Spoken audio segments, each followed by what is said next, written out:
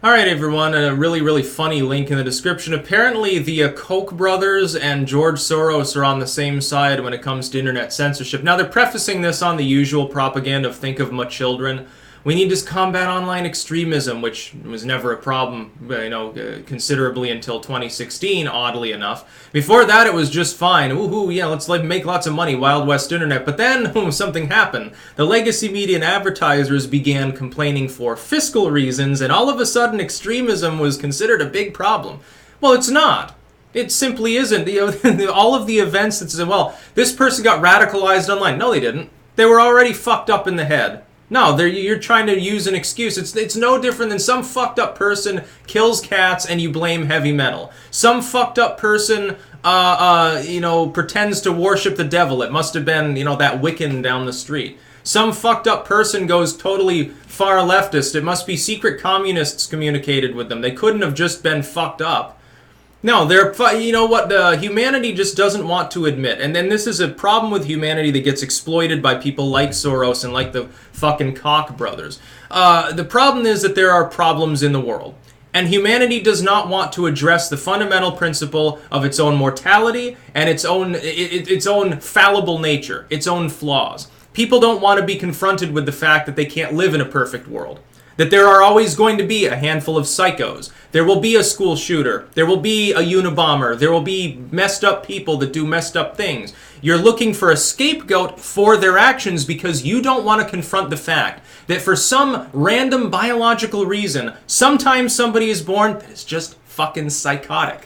That's what humanity does. Humanity hates the unknown, so they constantly seize upon the next big thing, the next big scapegoat. And trust me, the people at the top that make money and actually cause most of your problems, they love to exploit it. So yeah, George Soros, who, has his hands in half of the communications firms in the world. No fucking shit, he wants to appease advertisers that work with those firms. Oh, George Soros, who has media firms as well. Oh, the Koch brothers, they have media firms, don't they?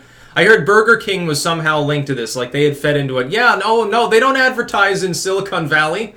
They don't advertise on big tech. They don't advertise on CNN or anything. Nope, never happens. It's not just a big clusterfuck of a few hundred multinational corporations trying to line their own pockets by blaming people like me when somebody else goes psycho and kills somebody. No, it's clearly the fault of some YouTubers. We've caused the problem. I guess we're the heavy metal artists a la the 80s, or goths or whatever. We're sort of like the grunge rockers of the 90s, or like the Stern universe, shock jocks and shit. Or people, anti-war people in the 60s or something. Yeah, well, I think we're in good company, at the very least. We're in cool company. And 10 years, it's going to be hysterical when this all has died down and people proclaim, no, I was never one of those people taken in by that bullshit about YouTubers radicalizing my children. No, I never supported corporate censorship. I was one of the smart ones. But you see, if you look back, you'll see. You look back at like the Satanic Panic era. A lot of that shit's been scrubbed. A lot of the Evangelocon books that were written, a lot of the recordings of sermons that were, sung out about the evils of Dungeons and Dragons or whatever, a lot of that's gone. It got scrubbed, it got Stalinized, it got wiped off of the face of the earth so that people wouldn't be embarrassed about their shitty pasts. They'll try to do the same thing with this. Nobody wants to visibly side with Soros and the Koch brothers. It's funny because I don't see many people on the left. Where's Jared Holt to say, isn't it a little bit mysterious that the fucking Koch brothers of all people are working with Soros? Oh no, of course they won't. Because George Soros' Open Society Foundation literally signs the checks for the parent firm of Right Wing Watch. So you're not going to see that report anytime soon.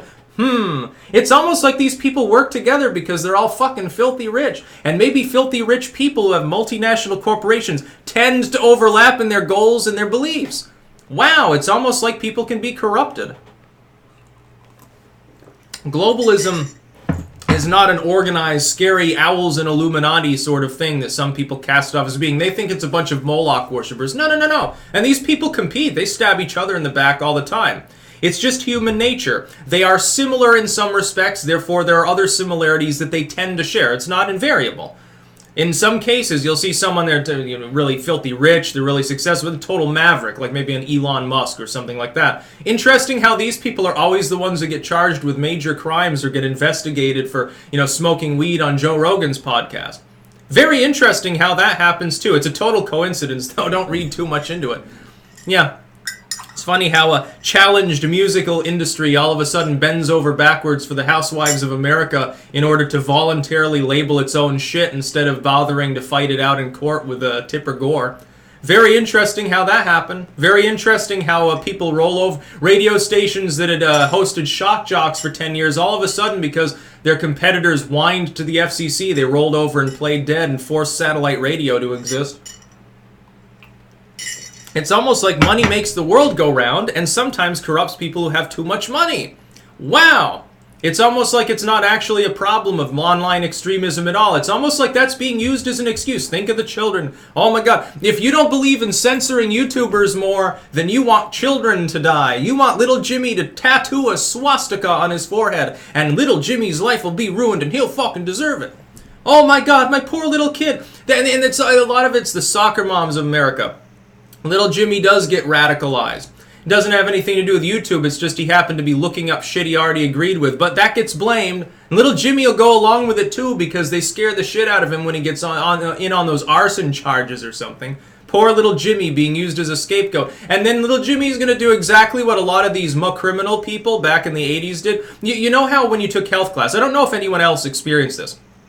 There was this one dude, for instance. This is kind of related to the subject. Okay, because the drug war is part of a moral panic too, an ongoing century-old moral panic. Comes in, starts talking about, oh, don't do drugs, blah, blah, blah. He even was like against medical marijuana, which is hilarious, whatever. But I mean, you could tell he didn't know what the fuck he was talking about. I questioned him myself, and I'm like, well, you know, shouldn't pot be used for pain relief? He's like, no, we've got, you know, pharmaceuticals. It's like, yeah, opiates, you fucking moron. And then he was talking about using mescaline and root. That's not how it works, dude. I mean, so obviously this is a dude who came in probably as part of a plea deal.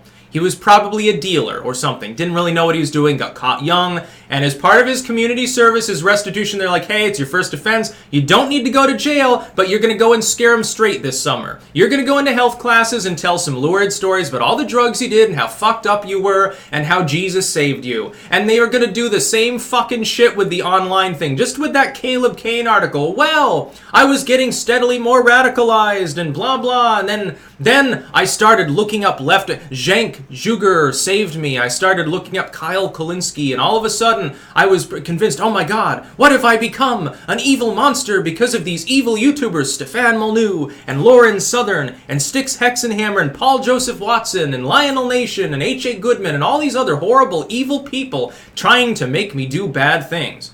I almost got there, but then I saw the light of liberal Jesus, and I was saved in the name of the Lord. It's the same fucking shit as the fucking satanic panic. It's a bunch of bullshit moralism. It's the same group of people that don't want you to drink, they don't want you to smoke weed, they don't want you to listen to cool music, they don't want you to fuck premaritally. They're a bunch of boring fucking busybody losers. They're the enemy of every cool kid that ever fucking existed.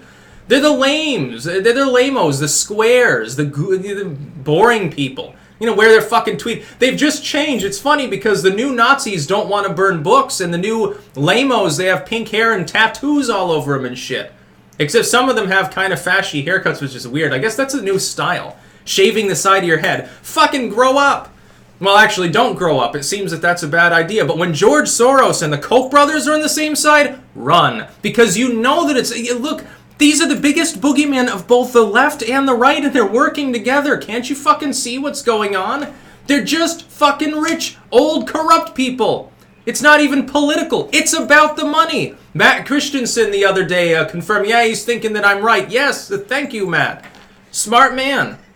I've been trying. It's like being a fucking hermit wandering around shouting to trees or something sometimes. People persist in this delusion that this has something to do with some grand struggle over right wing versus left wing or something like that. Or that the censorship is in a vacuum and it's just related to geopolitics. It's not. These are corporate entities that have gone out of control. They've stopped being capitalistic. They've stopped competing. They've formed trusts. And they're trying to keep the profit going. The media firms want their monopolies back. They don't want to compete with us. The tech firms want to keep their monopolies. They don't want alt tech. And so they're using extremism online as an excuse, and they're looking to cast the evil eye on people like me and blame us for little Jimmy's problems. I am not responsible for anybody's fucking problems but mine. I'm not responsible for what my fans do. I'm not responsible for what anyone who clicks on one of my videos does. And suppressing me is not going to stop any problem. It will never happen. It is a moral panic. That's about all. Peace out.